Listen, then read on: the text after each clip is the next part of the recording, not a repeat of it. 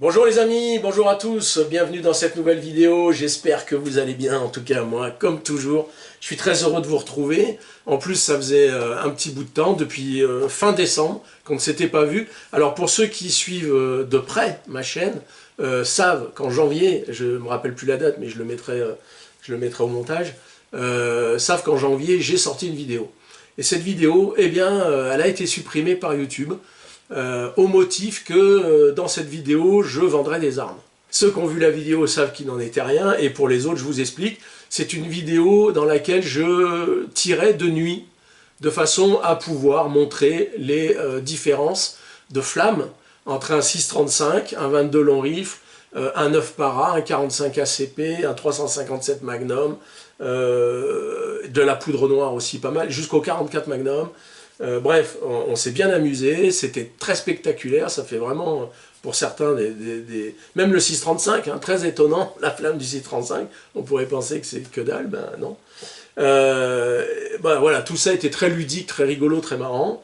J'étais arrivé en moins de 24 heures, enfin en moins de 2 jours, pardon, à plus de 2000 vues, et là, bim, je reçois un mail de YouTube disant que ben voilà, il restreignait, enfin il supprimait cette vidéo au prétexte que voilà, bon vous savez, tous les, comme dirait notre ami Yann Schroeder, tous les guntubers savent qu'on est confronté au shadowban, on est confronté aux restrictions, dès qu'on parle d'armes, voilà, c'est la peste et le choléra réunis, quoi. Bon bref, aujourd'hui on se retrouve pour une vidéo traditionnelle, vous le savez, tous les ans au mois de mars je fais une vidéo sur les armes en catégorie B qui sont dans mon coffre. Alors, cette vidéo, elle va se décomposer en 4 parties. La première partie, ça va être les armes qui ne sont plus dans mon coffre, c'est-à-dire que j'avais en mars 2023 et qui ne sont plus dans mon coffre, donc ça va être très rapide, une succession de photos, puisque je vous les ai déjà présentées en mars 2023, je ne vais pas recommencer. Donc ceux-là, on va les évacuer rapidement. En plus, la deuxième partie, ça va être les armes qui étaient dans mon coffre en 2023 et qui sont toujours dans mon coffre en mars 2024, ça va être rapide, il n'y en a plus que 2. Les armes également, troisième partie, que j'ai achetées entre mars 2023 et mars 2024, mais que j'ai revendues dans l'année. Il y en a un certain nombre aussi, et sacrées belles pièces également, sur lesquelles j'ai eu l'occasion de faire des vidéos. On les passera en revue, et enfin, les nouvelles armes qui sont sur la table. Voilà. Même si certaines ne vous semblent pas nouvelles, croyez-moi, elles le sont. Voilà, petit logo de l'UFA, toujours comme d'habitude, vous êtes habitués maintenant. L'UFA, c'est l'Union Française des Amateurs d'Armes, qui défend le droit des amateurs d'armes, des collectionneurs, des tireurs, etc., depuis 1979. Voilà, on le dira jamais assez, mais c'est important d'adhérer. Vous savez qu'on est de plus en plus de tireurs licenciés, on est presque à 270 000 tireurs, hein, selon le comptage de la FFT. Donc si tout le monde adhérait à l'UFA, vous imaginez le poids qu'aurait cette association pour nous représenter auprès de nos instances, bon bref, nos élites, on va dire. Donc je rappelle que l'adhésion annuelle, c'est 30 €, c'est le prix d'une boîte de Mun. Allez, c'est 2 boîtes de 9 para. Bon, je pense que tout tireur peut mettre 2 boîtes de 9 para pour être défendu, etc. Bon, bref, je fais tout le temps la promo de l'UFA parce que c'est extrêmement important, mais je ne veux pas en faire des tonnes non plus parce que ça devient redondant et vous allez me dire, Eric, arrête de nous parler de l'UFA, parle-nous des choses qui nous intéressent. Bah, l'UFA devrait vous intéresser en tout cas. Bon, bref.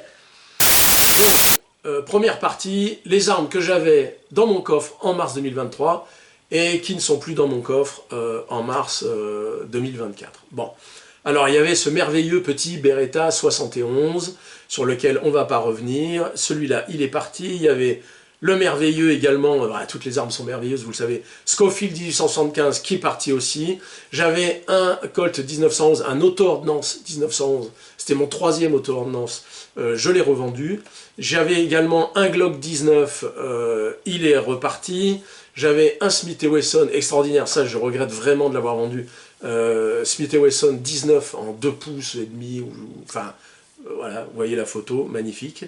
J'avais également ce très rare SA Sheriff, puisque je rappelle qu'il a été fabriqué par Colt en 1960 à 503 exemplaires seulement. Bref, comme vous le savez, il faut libérer des baies quand on veut racheter d'autres baies. Voilà, c'est tout. Hein. Bon, donc celui-là, il est parti également. La carabine revolver Huberti. Voilà, celle-là, bon, bah, je l'ai revendue parce que c'est amusant comme ça, mais au bout d'un moment, bon, bref, je l'ai revendue. J'avais un Huberti SA, donc 1873, en 22 longs rifles, je l'ai revendu également, et j'avais enfin un SA, aussi 1873, préparé spécialement en usine par Pietà, qui est parti également. Bon, voilà, donc ça, vous voyez, c'est vite expédié. Les armes qui étaient là en mars 2023, qui ne sont plus là en mars 2024. Maintenant, les armes qui étaient là en 2023 et qui sont toujours là en 2024, eh bien, il n'y en a que deux. Il y a cette merveilleuse... franchement, voilà, celle-là, je pense, hein, après vous me connaissez, je pense que je m'en séparerai jamais. Voilà, bon, ça fait des années que j'ai des Huberti Henry 1860. Ça, c'est une des dernières que j'ai achetées, donc j'avais l'année dernière, mais je venais de l'acheter, me semble-t-il. Et elle est toujours là. Voilà. Alors pourquoi elle est en B? Bah, simplement parce qu'elle est dans sa version d'origine en 24 pouces, qu'elle contient 14 cartouches, donc bon voilà, 14 cartouches, c'est classé en B, c'est complètement débile, hein, on est d'accord, mais c'est comme ça, bon bref, voilà, mais ça vaut le coup de cramer une B pour une merveille pareille. Voilà, ça c'est bien, et la deuxième arme qui était dans mon coffre en 2023, et qui va, je pense, le rester très très très très longtemps, c'est mon souhait en tout cas, vous l'avez reconnu, c'est ce sublime SA de chez STI, hein, le STI Texican. J'ai fait deux belles vidéos dessus, enfin une grosse vidéo dessus je crois, et une petite parce que j'avais oublié des détails. Je vous invite à vous y reporter si vous voulez. Il y a 143 exemplaires au monde, 143 exemplaires au monde de ce SA, et j'en ai un dans mon coffre, il est là devant moi. Bref, donc ça, franchement, je pense que je vais le garder longtemps. Mais il faut jamais dire jamais, parce que, bon, vous me connaissez. Voilà, donc ça, vous voyez, c'est rapide, c'est les deux armes qui étaient là encore en mars 2029, 2029, ouais, ça y est, je me projette, retour vers le futur, mars 2023, qui sont toujours là, voilà. Maintenant, les armes que j'ai achetées après mars 2023, et que j'ai revendues avant mars 2024. Alors, déjà, il y a une merveille absolue, c'était un Python de 1984, dans sa finition bleue absolument sublime, en 6 pouces, et vous le voyez là en photo, et avec lequel j'ai jamais tiré d'ailleurs. J'ai jamais voulu tirer parce qu'il était dans un tel état exceptionnel que j'ai jamais voulu tirer avec. Voilà, tout simplement, avec ses plaquettes d'origine, enfin absolument sublime, hein, le flingue. Hein. Bon bref, donc celui-là, je l'ai revendu, nécessité d'une part de rentrer de l'argent et de racheter d'autres baies. Voilà. J'avais aussi un superbe Colt 1911, alors c'est pas un Colt, c'était un Remington 1911 de 1943. 43 ou 44, ça y est, j'ai un doute. Bon bref, je vous le mets en photo, j'ai fait une vidéo dessus, donc il n'y a pas de problème, vous pouvez vous y référer. J'ai aussi acheté et revendu un superbe Colt Ace, que je vous ai montré dans une vidéo, en vous disant que je ferai une vidéo complète dessus. Alors la vidéo est tournée, j'ai tourné les parties stand, il me reste les parties bureau, la partie bureau à tourner, la partie historique en fait, mais tout est écrit, etc. La partie stand est filmée, elle attend juste d'être montée, mais je l'ai revendu, voilà, nécessité aussi, donc je l'ai revendu, mais je vous ferai quand même une belle vidéo dans pas longtemps là-dessus. Ensuite, eh bien, un SA également de chez Huberti, donc vous savez que le SA 1873 c'est mon arme préférée, donc c'est normal, vous voyez, il y en a encore un certain nombre ici sur le bureau. Donc voilà, j'avais rentré un très beau Huberti 1873 que je vous montre là, dans une finition mat absolument splendide, avec une belle crosse bien sombre et tout, enfin magnifique, chambré en 357 Magnum. C'est pareil, je l'ai acheté et revendu dans la même année. Ensuite, eh bien, un Colt Combat Commander. Alors vous savez, j'ai fait une vidéo sur le Colt Combat Commander. C'est c'est une version un peu raccourcie au niveau du canon et de la culasse, du 1911 classique. Hein. Voilà, donc merveilleux merveilleux pistolet en 45 ACP, qui était de mémoire de 72, je crois, 1972, avec sa boîte d'origine et tout. Enfin, je vous mets la photo. Franchement sublime, mais bien voilà, là aussi nécessité, rentrer des sous pour acheter autre chose, libérer une baie au passage. Bon, c'est comme ça. Et puis j'ai rentré ça, voilà, parce que je voulais acheter un Colt Diamondback pour pouvoir faire des photos, etc. Enfin, faire le grand frère avec un Anaconda pour faire le petit frère, le Diamondback, pardon, et le grand frère, l'Anaconda.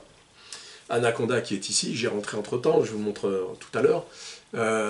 Et puis en fait, ce Diamondback de 1975, dans sa boîte d'origine, absolument sublime, qui a gardé 100% de son bronzage, allez, 99, machin. Franchement très très beau. Eh bien, quand je l'ai déballé, j'ai contacté l'armurier en disant franchement, vous m'avez pas menti, il est très beau, il est bien, magnifique, je suis très heureux de mon acquisition. Et le lendemain, je me suis dit je vais le nettoyer à fond. Voilà. Et en le nettoyant, je me suis rendu compte que le canon était mal centré sur le bâti. Voilà. Ça m'est arrivé une fois avec un Python. Une fois avec un Python, je ne sais plus quelle année, mais il y avait un petit décalage, il n'était pas parfaitement centré. Alors, ça gênait en rien le tir, parce qu'en fait, c'est pas vraiment un problème de centrage, c'est un problème de vissage. Le canon a été peut-être un peu trop vissé, ce qui fait qu'il y a une partie qui dépassait du bâti. Ça ne se voyait pas à l'œil nu, mais quand vous passiez la main dessus, vous aviez le doigt qui accrochait. Et je me suis dit, c'est pas normal que ça accroche comme ça. Et puis, bon, j'ai regardé à la loupe et j'ai vu que ça dépassait un peu. J'ai rappelé l'armurier, il n'a pas fait d'histoire, c'est un vrai professionnel. Je lui ai retourné l'arme, il m'a remboursé et on n'en parle plus. Et voilà. Donc, je suis toujours à la recherche d'un très beau Diamondback. Là, il était en 4 pouces, alors que je préfère les 6 pouces, vous le savez. Mais le 4 pouces, comme il était vraiment très beau et avec sa boîte d'origine et qu'il était assez ancien, j'avais craqué quand même. Mais je préférerais un 6 pouces si vous en avez à me proposer. Ne vous gênez pas. Voilà, donc ça c'est les armes que j'ai achetées entre mars 2023 et mars 2024, que j'ai revendues, etc. Alors là je pense que j'ai Cricri qui va faire une bêtise. Voilà, je ne sais pas ce qu'elle va faire. Bon bref, les placards sont ouverts, à mon avis elle va explorer les placards. Bon, j'ouvre une parenthèse avant de vous présenter les armes qui sont nouvelles dans mon coffre de catégorie B. Il va se passer un truc là. Enfin bon, bref. Bon, je vous la présente quand même parce que... Ah, ça y est, bon. Je me suis levé, elle a cru que j'allais... Du coup, elle est descendue. Bon, bref. Vous les connaissez, de toute façon, j'avais fait une petite vidéo là-dessus. C'est vrai que moi et les chats, voilà, c'est comme avec les flingues. Bon, c'est une histoire d'amour, voilà. Alors, ce que je voulais dire, avant de vous présenter les nouveautés de mon coffre catégorie B, je vais revenir sur le SIA. Vous savez, il y a beaucoup de vidéos, il y a beaucoup de gun-tubers qui font des vidéos sur les SIA. Moi, c'est pas du tout le cas, je ne vais pas vous expliquer comment ça marche. Je vais juste vous dire quel est mon problème aujourd'hui. Le 27 février, j'ai créé, avec une relative facilité, il faut dire que c'est assez fluide, du moment que vous avez les bons documents, ça roule tout seul. J'ai ouvert ça, mais vraiment en 2-2, quoi. Et j'ai eu la surprise de voir ce qu'il y avait dans mon râtelier. Ben, figurez-vous que dans mon râtelier, il s'affiche 44 armes, dont, tenez-vous bien, 19 catégories B. Voilà, 19 catégories B qui sont détenues dans mon coffre, voilà, bon, dans mon râtelier numérique. Alors évidemment, actuellement j'ai 9 B. J'ai 9 B. J'en ai pas 19, j'en ai 9. Alors il y avait beaucoup d'armes évidemment qui ont été revendues dans l'année, voire même, il y en a une qui a été vendue depuis 2021 et qui est toujours dans mon râtelier. Donc ce qui est quand même assez étrange. Mais voilà, donc j'ai envoyé un mail à ma préfecture, suivi d'un courrier en expliquant avec les numéros RGA et à qui ça a été vendu et tout. Ça a été un petit boulot à faire, mais au moins ça leur marche le travail. Et voilà, je pense que c'est 19B et 25C, alors que des C, j'en ai beaucoup moins maintenant dans mon coffre. c'est dû au fait que j'ai un turnover tel que peut-être ça suit pas, quoi. Voilà, ça suit pas, c'est possible, j'en sais rien. Bref, je voulais vous dire que le problème que ça me pose aujourd'hui, c'est que je ne peux pas acheter de catégorie B aujourd'hui parce qu'ils considèrent que je suis hors quota et que voilà. Donc tout ça va se régler. Hein, je pense que c'est question de quelques jours et tout va rentrer dans l'ordre. Mais voilà, en attendant, je suis un peu coincé. Donc pour revenir au Diamondback que vous auriez éventuellement à me vendre, ben, je serais disposé à l'acheter s'il est vraiment très très beau. Mais voilà, j'ai pas de détention de libre pour le moment. Voilà, je ferme la parenthèse sur le SIA. Donc maintenant on va parler des armes qui sont mais les nouveautés. Alors on va évacuer les SA. Alors très rapidement, Uberti de 1974, je vous le mets en photo, chambré en 22 long rifle. C'est un vrai bonheur. Alors vous me dites, enfin vous pourriez me dire, pardon, que l'année dernière j'avais un Uberti 1813 en 22, j'en étais très content. Sauf que c'était la version réduite en fait. Je vous mets là en photo pour vous montrer la version 22 long rifle réduite et la version 22 long rifle qui a toutes les dimensions du vrai SA. Hein, voilà. Donc c'est pas du tout le même poids évidemment, c'est pas du tout la même sensation, mais ça me permet de tirer à pas cher quand j'ai envie de m'amuser. Je peux tirer une boîte au 22 long rifle et sans me ruiner parce que vous avez vu que le prix des munitions n'a pas baissé. Alors, donc très très content, il est de 74, il est dans un état superbe, et c'est incassable, voilà, c'est incassable. Voilà, je vous remets le... Ouais, je ne sais pas si vous voyez le truc, voilà, c'est incassable un truc pareil. Alors bref, pour rester dans les SA, Uberti. Alors ça c'est un Uberti, que vous connaissez déjà parce que j'ai fait une vidéo il y a je sais plus combien, 2-3 ans, dessus. Ouais, peut-être 3 ans. Voilà, vous le reconnaîtrez, je pense, j'imagine. Et bien, figurez-vous que je l'ai racheté, parce que la personne à qui je l'avais vendu l'a remis en vente. Et quand j'ai vu ça, j'ai dit non, il faut que je le rachète, parce que c'est le Uberti le plus fidèle au SA d'origine de 1873, et je dirais même du début de la production, au tout début de la production, parce qu'il a le cadre pincé. Je vous invite à vous reporter pardon, à la vidéo que j'avais faite à l'époque, parce qu'il coche toutes les cases à 99%, toutes les cases du modèle cavalerie militaire des tout premiers 1873 qui sont sortis. J'ai craqué, je l'ai racheté, et je pense que je vais le garder un bon moment. Ensuite, pour finir avec les SA, donc on a vu tout à l'heure donc le STI Texican, une merveille absolue, bon, on va pas revenir là-dessus, que j'ai encore pas tiré, hein, et je ne sais pas quand est-ce que je tirerai avec, peut-être jamais. Et ça, voilà, j'ai rentré cet Uberti, pareil, qui était très beau, un prix attractif, en 45 long Colt, qui est donc ça, de même que celui-là, hein, donc son calibre d'origine hein, en 1873, dans cette version 4 pouces 3 quarts que je trouve quand même très élégante. Il y avait la crosse d'origine, plus une crosse que je trouve très bien, qui lui va très bien. Et puis voilà, donc c'est... Voilà. Bon. Alors celui-là, est-ce qu'il restera, il restera pas, j'en sais rien. Ça sera peut-être une des armes que je revendrai pour libérer une baie, j'en sais rien. Alors, pour rester dans les revolvers, voilà. J'ai ce sublime, merveilleux, extraordinaire, incroyable Colt Python. Tous les superlatifs positifs lui vont. C'est une merveille. Voilà, c'est une merveille. Voilà. J'ai fait une vidéo complète sur cet exemplaire. Voilà. En tout cas, ce Python, je l'annonce, eh bien, il est vendu. Voilà. Il part la semaine prochaine. Il part la semaine prochaine chez son nouveau propriétaire qui a grande hâte de le récupérer, et je le comprends. Bah, c'est une merveille, mais bon, c'est pareil. Il a fallu financer d'autres acquisitions, et voilà. Alors, maintenant, venons-en quand même au grand frère, l'Anaconda. J'ai eu la chance de trouver un Anaconda, parce que j'avais demandé à mon armurier si tu rentres un bel Anaconda et tout. Il m'a dit, franchement, c'est rare, les Anacondas. Lui, il n'en avait encore jamais vu. Ça fait 7-8 ans qu'il a repris l'armurerie à Fréjus. Il n'en avait encore pas vu des Anacondas en occasion passée, quoi. Voilà. Donc voilà. Voilà. Alors c'est un énorme python, mais vraiment énorme, parce que quand vous mettez, quand vous comparez les dimensions et tout, ça n'a absolument rien à voir. Mais c'est la même famille, hein, voilà, c'est la famille des serpents, vous le savez, il y en a 7, voilà, je vous mets une petite photo pour vous montrer desquels il s'agit, les 7 serpents, comme on dit. Voilà, donc ça c'est un anaconda, j'en cherchais un, je l'ai trouvé, il est franchement...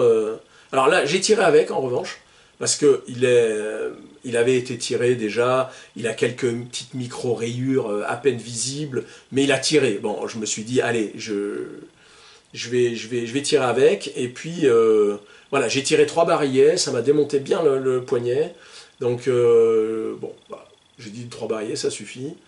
Extrêmement précis, voilà, extrêmement précis. Mais on va le ressortir à l'occasion d'une vidéo que je prépare pour le mois de mars, courant mars, elle devrait avant la fin du mois être en ligne, où on va aligner comme ça des monstres. Voilà, quand je dis des monstres, c'est le pistolet d'usine le plus puissant du monde, en tout cas parmi les plus puissants du monde, avec le revolver d'usine le plus puissant du monde. Et mon Colt Anaconda, bah, voilà, on va le sortir pour l'occasion aussi, parce que ça reste quand même assez gros, mais ça n'a rien à voir.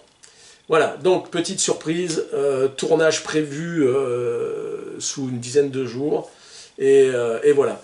Alors bref, les pistolets. Alors en pistolet, vous allez reconnaître ce sublime Smith & Wesson 5906, donc 06 pour inox évidemment, vous savez que c'est le 6 qui symbolise l'inox chez Smith & Wesson. Et vous vous dites, mais il n'en avait pas déjà un? Effectivement, j'en avais un, alors il y a 2 ans je crois, ou je sais plus, je crois qu'il y a 2 ans, j'en avais un. J'avais acheté le 4501, vous savez, 4506, pardon. 4506-1, celui donc de Vic Mackey dans The Shield, j'avais fait une vidéo d'ailleurs à ce sujet. Et puis j'avais trouvé son petit frère, je m'étais dit c'était marrant de trouver son petit frère, le 5906. Et puis ben voilà, j'ai un collègue tireur qui cherchait un 4506. Bon, je lui ai dit que moi j'en ai un, j'ai dit j'ai même son petit frère, ah il a craqué, il m'a acheté les deux. Donc voilà, il m'a acheté les deux. Et puis moi je suis passé sur autre chose, j'ai toujours des 9 paras dans le coffre, mais voilà, notamment ben, j'avais acheté un Glock, etc. Plus d'autres trucs, je ne sais plus lesquels. Bref, et puis il y a quelques temps, mon armurier m'appelle, il me dit Eric, j'ai rentré, puisqu'il savait que j'en avais eu un et que j'aimais bien ça, j'ai rentré un Smith & Wesson 5906, c'est le plus beau que j'ai jamais vu, il est neuf, voilà, il n'y a même pas à discuter, il est neuf, voilà. Avec 2 chargeurs, machin, j'ai dit bon bah, je passe voir quoi. Et puis quand je l'ai examiné, je l'ai trouvé très très neuf, hein, très très neuf, et franchement dans un état, c'est même pas concours, c'est neuf quoi, voilà. Donc bah, je l'ai racheté, voilà, donc j'ai revendu mon Glock pour m'acheter celui-là, puisque je préfère quand même, c'est quand même de l'acier inox américain, on a quelque chose dans la main, on a quand même, je crois que c'est 13 cartouches, ou je sais plus, 15, on n'est pas loin quand même d'un Glock 17 quoi. Donc ça fait le job, ça tire très très bien.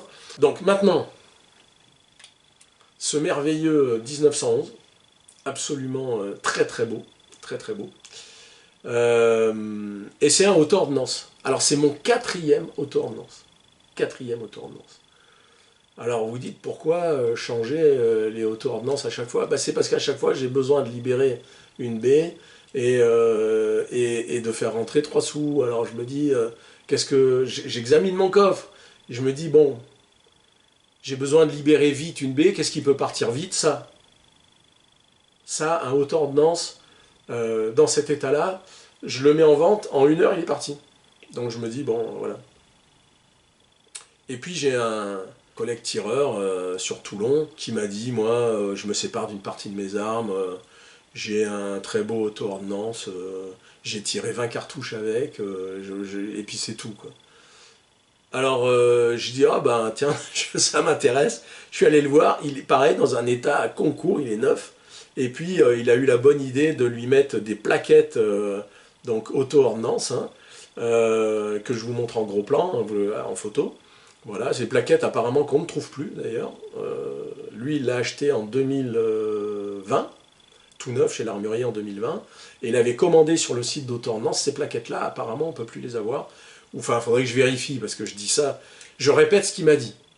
Voilà, donc peut-être il se trompe et peut-être qu'on peut les trouver. Mais quand j'ai fait des photos sur certains forums que je l'ai présentés, j'ai quand même eu 2 personnes qui m'ont dit « Oh là là, où t'as eu tes plaquettes? Nous on en cherche, on n'en trouve pas. » Donc ce qui voudrait dire que c'est peut-être vrai, on n'arrive plus à les trouver. Enfin bref, j'ai les plaquettes d'origine, hein, quadrillé normal, et puis celle-là que je trouve vachement plus belle. Voilà, donc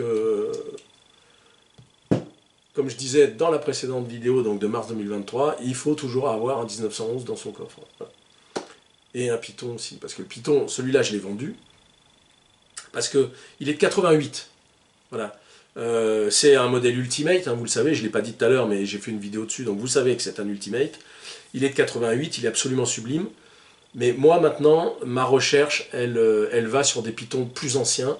Le Python le plus ancien que j'ai eu, il était de 1976. Vous vous souvenez, en 4 pouces, je l'avais présenté dans une vidéo, et je l'avais revendu aussi. Moi j'aime que les 6 pouces, hein, vraiment, c'est vraiment ma longueur en ce qui concerne Anaconda, Python, Diamondback, c'est vraiment le 6 pouces. Alors comme je disais tout à l'heure, un très beau 4 pouces, je l'achète quand même, mais je ne vais pas le garder. Voilà. Un 6 pouces, bon, ben, la preuve que je ne le garde pas non plus. Mais bon, je cherche maintenant vraiment plutôt des Pythons des années 60, voire du tout début des années 70, jusqu'en 73. Voilà, parce que j'aimerais bien avoir un Python d'origine, par exemple de 71, 72, avec sa plaquette d'origine, parce que vous savez qu'il y a eu un changement de plaquette à partir de 74. Donc s'il est avec sa plaquette d'origine, et il est 72 ou 73, voire un peu même plutôt avant, vous avez des plaquettes qu'on ne trouve plus après, quoi. Voilà, bon les amis, ben, on est arrivé au bout de cette vidéo. Je pense qu'on ne s'est pas trop ennuyé. Alors effectivement, je ne suis pas full en catégorie B. J'ai une arme que je présenterai plus tard qui m'attend chez mon armurier. Mais comme je vous l'ai dit, mon SIA, enfin mon râtelier numérique, mentionne 19B, donc je ne peux plus rien acheter tant que ça n'a pas été réglé. Tant que ça n'a pas été mis à jour par la préfecture. Donc en attendant, ben, je ne peux pas racheter de nouvelle B. Ce qui explique que j'ai que ça en B, alors que d'habitude j'en ai toujours 12 à vous présenter. Ben là, c'est pas le cas. Voilà, les amis, j'espère que tout va bien pour vous, j'espère qu'on se retrouvera très vite. Donc j'ai la vidéo du Colt Ace qui me reste à faire le montage et le tournage à mon bureau par rapport à l'histoire de ce Colt. J'ai une vidéo qu'on va tourner avec un pote, donc je vous l'ai dit, avec le pistolet le plus puissant du monde, le revolver le plus puissant du monde, en tout cas parmi les plus puissants, et mon Anaconda qu'on va faire parler évidemment. Et là, on va pas tirer sur des cibles en carton. Voilà, je vous le dis, on va pas tirer sur des cibles en carton, parce que c'est pas spectaculaire du tout. Donc on va prendre des choses qui explosent. Sans explosifs, hein, qui explosent. Bon. Voilà, on va s'amuser en tout cas avec ça. Et puis, je vais faire une vidéo dans pas longtemps. Ça concerne les livres. Vous savez, les 3 livres que je prépare, plus ben, d'autres. Hein, si ces 3-là marchent, il y en aura d'autres. Et je vous avais expliqué dans la vidéo de fin d'année que j'allais lancer un financement participatif. Donc ça sera sur la plateforme Tipeee. Et ça va être en ligne dans pas longtemps. Donc je vais refaire une vidéo et puis vous expliquer, vous présenter tout ça. Et vous pourrez cliquer sur le lien Tipeee. Et voilà, je vous expliquerai au moment de la vidéo ce que vous pouvez faire et comment réserver les bouquins et comment m'aider à monter cette petite société d'édition et à pouvoir écrire d'autres bouquins. Si cela vous plaise, ben, j'en écrirai d'autres et voilà. Voilà, les amis, je vous dis à très bientôt, prenez soin de vous, ciao.